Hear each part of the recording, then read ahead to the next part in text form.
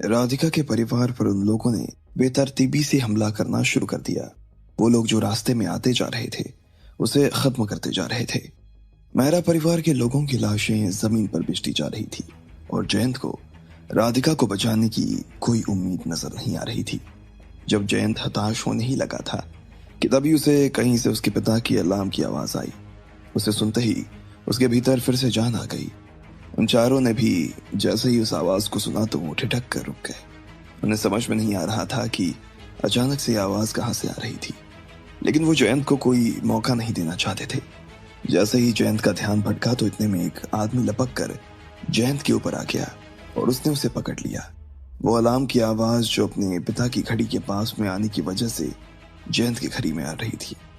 उस आदमी ने उस घड़ी को दबोच लिया था।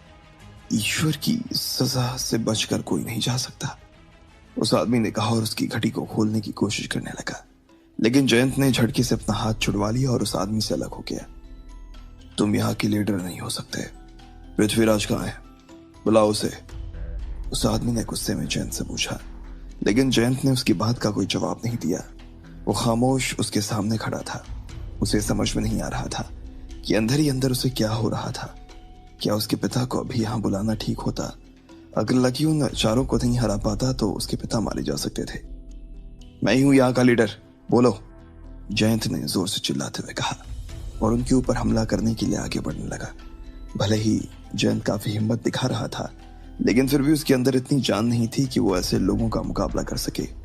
जैसे ही वो उस आदमी के पास पहुंचा तो उसने जयंत को एक हाथ में उठा दिया और फिर नीचे पटक दिया। उसने जयंत के पेट में लात मारनी शुरू कर दी।